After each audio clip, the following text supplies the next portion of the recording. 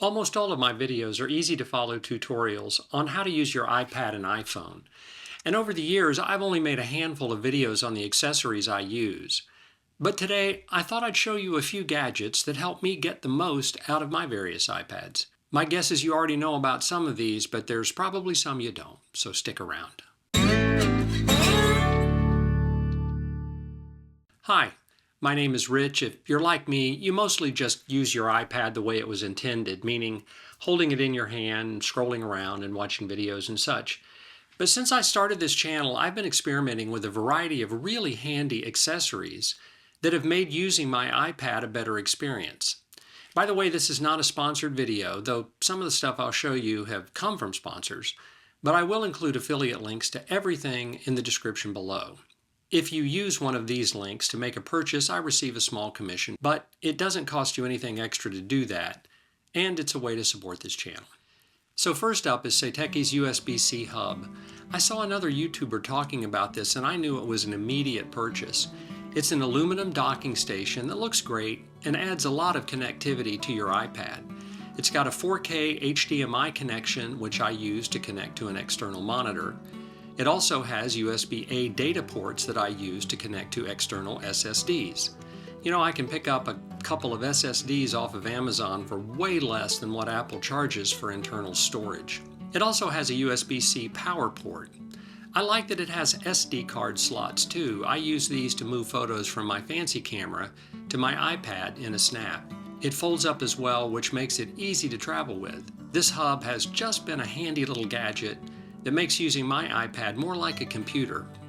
I think what I really like about it is that I can leave all of my peripherals connected to the dock, but still keep my iPad portable since it connects to the dock with just one cable. So whenever I need the more computer-like experience, I can just plug it into the dock and go. You know, as you can see from the physical keyboard, I'm not a fan of typing on glass. If I'm going to do any real work on the iPad, I'm old school enough to need a keyboard. I know there's a wide variety of keyboards on the market, but I've really come to enjoy using Apple's Magic Keyboard. Somehow, at least for me, Apple hit the sweet spot with this keyboard. The key travel is perfect, it connects quickly, it's lightweight, and like the Satechi dock, it's easy to travel with. Same for Apple's Magic Trackpad. Since the iPad is really a touch device, the Magic Trackpad just makes sense to me. It's taken me a while to get the hang of various gestures, but I have, and now using it allows me to fly around the iPad so quickly. This little combo setup with the dock, monitor, keyboard, and trackpad just works for me. So ESR has been a sponsor on this channel for a while, and I love their products. Last Christmas, out of the blue, they sent me a gift containing this iPhone charger. I keep it on my desk and use it every day. But on the back of the charger is a removable USB-C Apple Watch charger. I don't normally use this to charge my Apple Watch. I have another charger I use at night. But I've been wanting to track my sleep, so that means wearing the Apple Watch all night. When I do that, when I get up in the morning, the watch battery is low. So I've got to have some time during the day to charge it, and that's where this little gadget comes into play. I just stick it onto the side of my iPad while I'm working and charge it up using the iPad as the charger. And it works great. Plus, it keeps the watch in front of my eyes so I'm not apt to just walk off and forget it. It's got a magnet in it too, so it keeps the watch from falling off. I've seen these around on the internet for a while, but I didn't really realize how practical a little charging puck could be until I connected it to my iPad. Now, I use it all the time.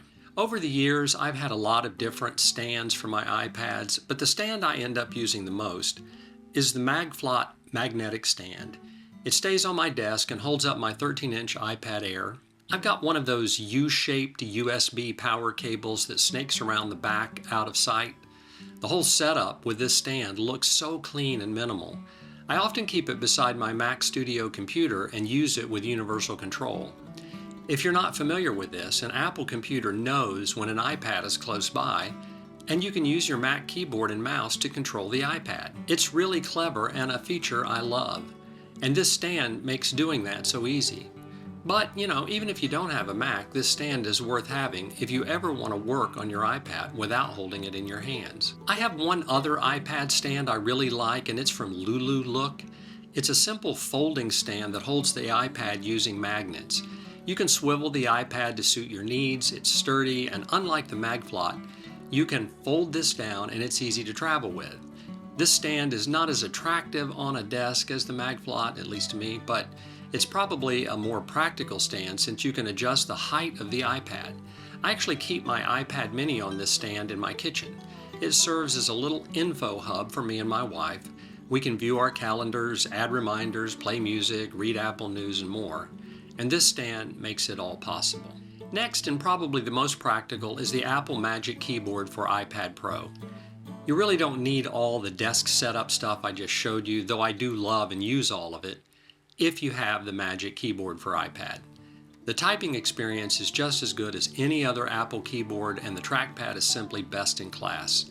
If you're like me and really don't like to type on glass, then you can't go wrong with the Magic Keyboard for the iPad Pro.